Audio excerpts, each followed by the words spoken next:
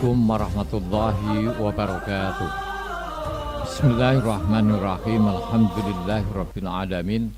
Wassalatu wassalamu ala asyrafil anbiya wal mursalin sayyidina maulana Muhammad wa ala alihi wa ashabi ajmain, amma ba'du. Selamat bertemu kembali dengan saya Muhammad Tajib di channel Kampung Ilmu. Channelnya orang-orang yang tetap istiqomah mencari ilmu. Pada kesempatan ini saya akan menyampaikan membangun peradaban Islam yang ke-1 yang akan membahas Makkah Al-Mukarramah dalam lintasan sejarah. Makkah Al-Mukarramah dalam lintasan sejarah. Sahabat Kampung Ilmu yang berbahagia, kaum muslimin sejagat mengakui dan menghormati Makkah sebagai kota suci. Hal itu didasarkan pada firman Allah Subhanahu wa taala di dalam Al-Qur'anul Karim, A'udzubillahi minasyaitonirrajim, wa idz qala Ibrahimu rabbij'al hadzal balada aminan wajnubni wa baniya an na'budal asnam. Dan ingatlah ketika Ibrahim berdoa, ya Tuhan, jadikanlah negeri ini, maksudnya Mekah, negeri yang aman, dan jauhkanlah aku beserta anak cucuku agar tidak menyembah berhala. Innama umirtu an a'buda rabba hadhil baldatil ladzi harramaha wa lahu kullu syai' wa umirtu an akuna minal muslimin. Aku, Muhammad, hanya diperintahkan menyembah Tuhan negeri ini, yaitu Mekah, yang Dia telah menjadikan suci padanya, dan segala sesuatu adalah miliknya, dan aku diperintahkan agar aku termasuk orang muslim. Selanjutnya di surat Al-Balad ayat 1-3 Allah berfirman, la uqsimu bihadzal balad wa anta hillum bihadzal balad wa walidhi wa ma walad. Aku bersumpah dengan negeri ini, Makkah, dan engkau Muhammad bertempat di negeri Makkah ini, dan demi pertalian bapak dan anaknya. Semua ulama ahli tafsir menyatakan bahwa yang dimaksud kota ini di dalam ayat di atas bukan lain adalah Makkah Al-Mukarramah. Rasulullah Shallallahu Alaihi Wasallam sendiri di dalam sebuah hadis pernah menyatakan, wa man mata bi Makkah faka'annama mata bi sama'id dunya. Barang siapa meninggal dunia di Makkah, ia seolah-olah mati di langit dunia. Dalam hadis yang lain lagi beliau menyatakan, demi Allah, engkau, hai kota Makkah, adalah bagian bumi atau tanah paling dicintai Allah. Seumpamanya aku tidak dikeluarkan darimu, yakni tidak dilahirkan di sini, maka tentu aku tidak dikeluarkan, maksudnya tidak dilahirkan. Semua ulama pun sepakat bulat bahwa Makkah Al-Mukarramah dan Madinah Al-Munawwarah ini disebut Al-Haramain. Haramain itu maksudnya dua kota suci. Kedua-duanya merupakan kota yang paling mulia, yang paling afdal di muka bumi, menyusul kemudian Baitul Maqdis. Jadi dalam Islam itu ada 3 kota yang paling dimuliakan: Makkatul Mukarramah, Madinah Al-Munawwarah, dan Baitul Maqdis.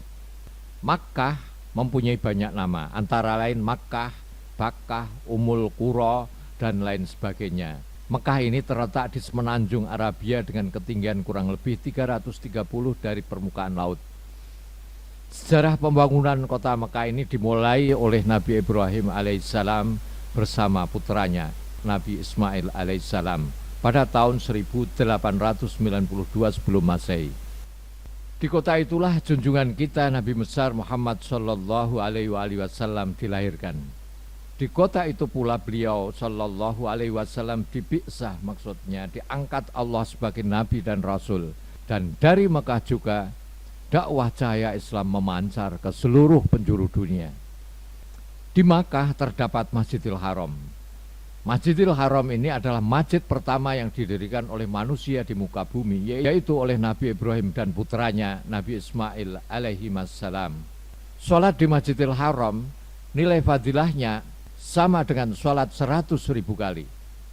Dalam zaman sesudah Islam, pemugarannya yang pertama kali dilakukan oleh kaum muslimin di tahun ke-17 Hijriah. yakni pada zaman kekhalifahan Umar ibn Khattab radhiyallahu an. Sejak itu hingga zaman kita dewasa ini, pemugaran dan pembangunan serta perluasannya terus-menerus dilakukan hingga menjadi demikian besar dan tampak megah, indah dan menarik. Ka'bah yang menjadi kiblat kaum muslimin sedunia terletak di tengah Masjidil Haram. Tingginya Ka'bah ini kurang lebih 15 meter. Bentuknya seperti ruang kamar besar bersudut 4. Pembangunannya dimulai oleh Nabi Ibrahim bersama putranya Nabi Ismail alaihi wassalam. Kemudian dipugar dan diperbaiki berturut-turut dari zaman ke zaman oleh kaum Amalikoh, kemudian orang-orang Bani Jurhum, kemudian Qusayy bin Kilab, itu datuk keempat Rasulullah SAW, kemudian oleh orang-orang Quraisy, yaitu sebelum bi'sah kenabian, hingga Rasulullah SAW wafat. Pada masa kekhalifahan Abu Bakar radhiyallahu an, Ka'bah tidak mengalami pemugaran. Pemugaran mulai dilakukan lagi pada kekhalifahan Umar radhiyallahu an, yaitu pada tahun 17 Hijriah. Adapun perluasan areal tanah sekitarnya dilakukan pada masa kekhalifahan Utsman bin Affan radhiyallahu an. Pengembangan dan pemugaran Masjidil Haram ini juga dilakukan pada masa kekuasaan Abdullah bin Zubair. Kemudian dilanjutkan pada masa berikutnya oleh penguasa dinasti Bani Umayyah, yaitu Abdul Malik bin Marwan. Selanjutnya pemugaran dan pengembangan berikutnya dilakukan berturut-turut pada masa kekuasaan Al-Walid bin Abdul Malik, Abu Ja'far Al-Mansur dari dinasti Abbasiyah, dan Al-Mahdi bin Mansur dan Sultan As-Salim pada masa kekuasaan kekhalifahan Utsmani. Pada tahun 1375 Hijriah, pemugaran dan perluasan Masjidil Haram terus-menerus dilakukan oleh kerajaan Saudi Arabia, terutama selama masa kekuasaan Raja Fahd, hingga Al-Masjidil Haram tampak demikian besar, megah, indah seperti yang kita saksikan dewasa ini. Sahabat kampung ilmu yang berbahagia, di Makkah banyak terdapat petilasan Islam. Beberapa di antaranya, satu, Makom Ibrahim. Makom Ibrahim yaitu batu besar tempat Nabi Ibrahim alaihissalam berpijak ketika beliau membuat tembok Ka'bah yang semakin lama semakin tinggi. Yang kedua, sumur Zam-Zam. Sumur Zam-Zam ini adalah sebuah sumur yang tidak kunjung kering sejak zaman Nabi Ibrahim dan Ismail alaihissalam hingga kapan saja Allah menghendakinya. Air Zam-Zam mengandung berbagai unsur kimia seperti soda, klor, kapur, asam, asam belerang, asam asetat, kalium, hingga hampir serupa dengan air mineral. Bahkan kualitasnya lebih baik. Kemudian ada juga rumah Al-Arqam bin Al-Arqam yang terletak di Sofa. Pada masa kelahiran Islam, rumah itu dijadikan tempat sholat, dijadikan pusat dakwah dan pekaderan, juga menjadi tempat sholat bagi seluruh orang Islam beriman secara sembunyi-sembunyi untuk menghindari pengejaran dan penindasan kaum musyrikin Quraisy. Di tempat itulah Umar bin Khattab radhiyallahu anhu tunduk, berserah diri dan memeluk Islam di hadapan Rasulullah Shallallahu alaihi wasallam. Kemudian ia menjadi tulang punggung kaum muslimin dalam menghadapi kaum musyrikin. هنا مكة بين جبالها يتردد صدى تاريخ مجيد وحاضر مشرق، فعلى قمة هذا الجبل الأشم حراء كان ابتداء نزول الوحي على النبي الأكرم محمد صلى الله عليه وسلم. كان الحلم كبيرا لكنه لم يكن مستحيلا. Yang keempat, di Mekah itu ada Gua Hira. Gua tempat Rasulullah SAW beruzlah. Uzlah itu menjauhkan hiruk pikuk kehidupan dunia untuk beribadah kepada Allah, bersembah sujud menghadapkan diri sepenuhnya kepada Allah Subhanahu wa taala. Hingga saat kedatangan malaikat Jibril alaihissalam untuk menyampaikan wahyu yang pertama, untuk menyampaikan firman Allah Subhanahu wa taala surat Al-Alaq ayat 1 sampai 5. Iqra bismi rabbikal ladzi khalaq dan seterusnya itu. Gua Hira ini terletak di puncak sebuah gunung yang berada di dataran tinggi Makkah. Terkenal gunung itu dengan nama Jabal Nur. Di Mekah ini juga ada Gua Sur. Gua Sur ini adalah tempat di mana Rasulullah SAW bersama sahabatnya Abu Bakar As-Siddiq radhiyallahu an masuk ke dalamnya untuk menghilangkan jejak dari pengejaran kaum musyrikin, yaitu pada saat hari keberangkatan beliau hijrah ke Madinah. Gua tersebut berada di sebuah gunung di dataran rendah Makkah. Terkenal gunung itu dengan nama Jabal Sur. Ka'bah pada zaman sebelum Islam, masyarakat jahiliyah menyebut Ka'bah dengan berbagai nama, seperti Al-Bait. Kenapa disebut Al-Bait? Udrikol Abdul Bait muradan bil Ka'bah fi qauli ta'ala inna awwala baiti wudi'a lin-nasi lalladzi bi Bakkata mubaraka.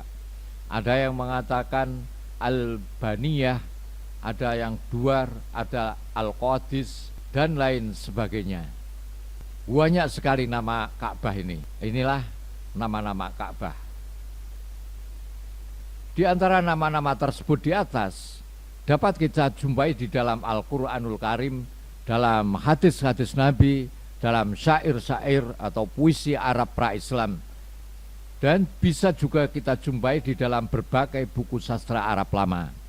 Nama Ka'bah paling banyak disebut, dan yang dimaksud tidak lain adalah Baitul Haram atau rumah suci. Di dalam kitab-kitab yang menjadi marojik bahasa Arab yang baku terdapat keterangan bahwa kata Ka'bah berasal dari kata takkib yang bermakna tarbi. Dalam bahasa Indonesia kata takkib dan tarbi berarti segi empat, karena bentuknya memang segi empat. Dalam kitab Akhbaru Makkah yang ditulis oleh Az-Zaraqi, terdapat sebuah riwayat berasal dari seorang sahabat Nabi yang bernama Abdullah bin Mas'ud radhiyallahu anhu yang mengatakan bahwa di sekitar Ka'bah sebelum Makkah jatuh ke tangan kaum muslimin terpancang berhala-berhala sesembahan kaum musyrikin yang jumlahnya tidak kurang dari 360 buah dalam berbagai macam bentuk dan rupa yang sangar-sangar. Pada hari futuku Makkah atau jatuhnya Makkah ke tangan kaum muslimin atas perintah Rasulullah Sallallahu Alaihi Wasallam, semuanya berhala-berhala itu dihancurkan. Di dalam buku Akhbaru Makkah terdapat banyak legenda dan cerita tentang Ka'bah. Disebutkan antara lain bahwa Ka'bah itu dibangun oleh para malaikat sebelum Allah menciptakan Adam. Disebutkan juga bahwa Ka'bah dibangun oleh Adam alaihissalam ketika beliau diturunkan ke bumi. Kemudian beliau bertawaf mengitarinya. Lalu beliau berdoa bagi anak cucu keturunannya. Pada saat itu beliau benar-benar merasa kesunyian. Terdapat pula cerita yang mengatakan bahwa Ka'bah pada mulanya adalah yakut. Yakut itu merupakan batu mulia yang mahal harganya sekarang ini, yang berwarna merah berukuran amat besar, dan di bagian di dalamnya kosong. Yakut itu berpintu dua, yang satu di sebelah timur dan yang lainnya di sebelah barat. Pada zaman Nabi Nuh alaihissalam, ketika bumi dilanda banjir bah, yakut tersebut diangkat ke langit dengan dua dibaj. Dibaj itu kain sutra bermutu tinggi yang indah sekali, dan di sanalah yakut itu tetap berada hingga hari kiamat. Ada pula yang mengatakan bahwa Ka'bah itu dahulunya adalah emas, bukan yakut. Dan pada zaman banjir bah Nabi Nuh alaihissalam diangkat ke langit. Kecuali itu diceritakan pula bahwa setelah Nabi Adam alaihissalam wafat, anak cucu beliau membangun sebuah rumah terbuat dari tanah liat dan batu-batu di tempat yakut merah sebelumnya yang terangkat ke langit. Untuk menghilangkan kesedihan mereka diperintahkan bertawaf mengitarinya. Demikianlah berlangsung hingga zaman Nabi Nuh alaihissalam. Dengan terjadinya banjir bah, maka rumah yang terbuat dari tanah liat dan batu-batu itu lenyap. Dan masih banyak lagi yang diceritakan orang pada zaman dahulu tentang Ka'bah. Berbagai legenda dan cerita itu bisa kamu buka di dalam kitab Akhbaru Makkah. Ini kitabnya, saya punya PDF-nya. Demikianlah ringkasan legenda dan cerita yang terdapat di dalam Akhbaru Makkah. Allahu a'lam bishawab. Allah lebih mengetahui apa yang sebenarnya. Tapi yang pasti Nabi Ibrahim yang membangun bersama putranya Nabi Ismail alaihi wassalam. Semua legenda dan cerita tentang Ka'bah yang kami paparkan di atas tidak harus dipercaya dan tidak harus ditolak, kecuali yang sudah diceritakan di dalam Al-Quran. Yakni orang boleh percaya dan boleh tidak. Sebab hampir semuanya tidak bersumber pada hadis shahih yang benar-benar berasal dari Rasulullah Shallallahu Alaihi Wasallam. Semuanya itu pada umumnya diceritakan oleh orang-orang yang menisbatkan ceritanya kepada nama-nama orang yang hidup sezaman dengan Rasulullah Shallallahu Alaihi Wasallam. Allah dan Rasulnya tidak memerintahkan atau mewajibkan kita mempercayai semua yang dikatakan orang-orang yang hidup sezaman dengan Nabi. Yang diperintahkan dan diwajibkan kepada kita ialah meyakini kebenaran firman-firman Allah dan sabda Rasulnya, yaitu Al-Quranul Karim dan sunnah Rasulullah Sallallahu Alaihi Wasallam. Assalamualaikum warahmatullahi wabarakatuh. Muhammad Ajib.